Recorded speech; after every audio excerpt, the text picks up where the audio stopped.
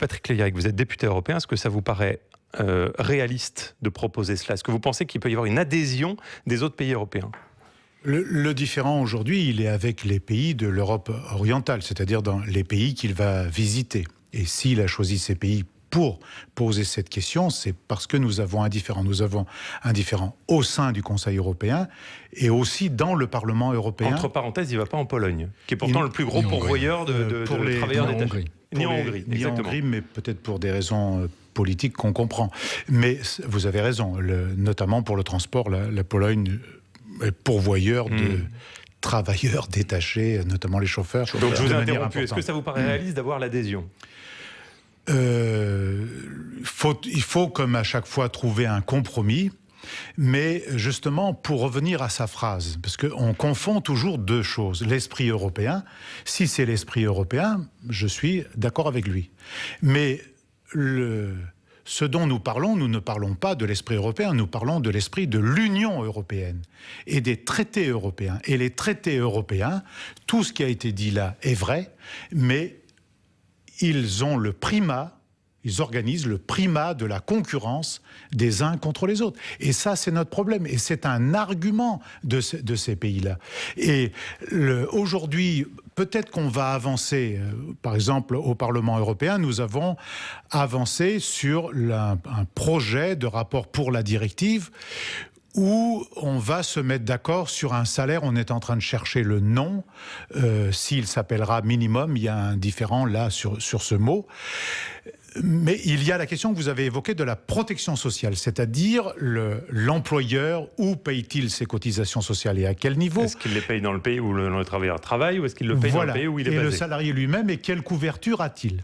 Ensuite, il y a d'autres questions. Il y a la question de la fraude qui est massive chez les transporteurs et même dans le bâtiment. Autant dire les choses, les fraudes sont massives. Et c'est pour cela qu'il veut renforcer les contrôles. Oui, mais on ne peut pas dire... Nous aussi, nous défendons l'idée d'un corps européen d'inspecteurs du travail. C'est nécessaire. Mais on ne peut pas dire d'un côté, M. Bonnell va pas être d'accord avec moi, mais il faut serrer les écrous partout, réduire les dépenses publiques et dire je veux des inspecteurs du travail, je veux autre chose. On poursuit ce débat désinformé dans un instant sur France. C'est une très mauvaise directive qui s'inscrit d'ailleurs, qui s'est faite au moment de ce débat autour de la directive Bolkestein sur les services, au moment du projet de traité constitutionnel. Et quand on a posé ces questions-là, on s'est fait traiter un peu de tous les noms. Mais le fond de la directive est mauvais. Elle ne prévoit pas, actuellement, pour travail égal, salaire égal. Et aujourd'hui, le débat, ceci va pouvoir être réglé, mais le débat à protection sociale égale partout, ce débat n'est toujours pas réglé, loin de là. Et plus ce que vous dites, ce que vous avez soulevé, c'est-à-dire qu'il y a des cas aujourd'hui qui ont été relevés par le ministère du Travail, par les syndicats eux-mêmes, où il y a des employeurs qui font dormir les gens, mais dans des caravanes, dans des lieux. Ça, c'est pas la question de la directive.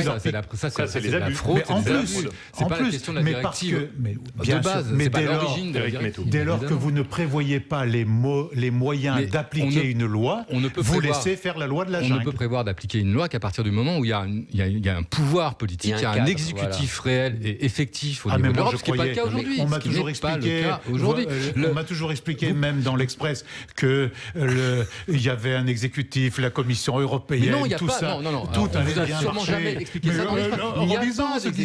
Il n'y a pas d'exécutif. Mais notamment si on avait voté oui au traité en 2005, ça ne serait peut-être passé différemment. Mais il n'y a pas d'exécutif. Aujourd'hui, l'Europe, c'est une assemblée de pays. Et quand on est l'Europe, on est tous d'accord autour de cette table pour être à peu près d'accord avec lui. Mais à Budapest ou en Pologne, ils ont une toute autre version de ce qu'est l'esprit de l'Europe. Mais parce qu'on n'a pas mis sur les fonds baptismaux l'esquisse de ce que tout le monde emploie comme terme et qui est un peu vague, d'une Europe sociale. La question de ce qu'on appelle le pilier social. Le problème, c'est d'aller vers les États-Unis d'Europe et qu'on ne peut pas le faire à 27. C'est ça le fond du problème. Quand vous créez un marché, excusez-moi, chacun son tour. Quand vous créez un marché, évidemment que vous devez organiser la liberté de circulation. circulation des biens, des marchandises, des personnes et de l'argent. C'est la base d'un marché, surtout à l'époque à laquelle on est. Donc la directive, on peut certainement l'améliorer, etc. Mais le problème intrinsèque, encore une fois, c'est de s'en être à rester à un marché à 27 et de ne pas avoir de direction politique, parce qu'on ne peut pas en avoir à 27, parce que les écarts économiques sont trop forts. Et le problème est là. Depuis 2005, en fait, on a arrêté la construction politique de l'Europe, et là, on est rattrapé par l'histoire, parce qu'il y a un moment, effectivement, ou alors on dit on a simplement un marché. Puis parlons concrètement, s'il vous plaît. Les Polonais, ça leur va, le marché tel qu'il est. Un marché ouvert où la concurrence est libre. C'est ce qui est écrit 1000 fois dans les traités.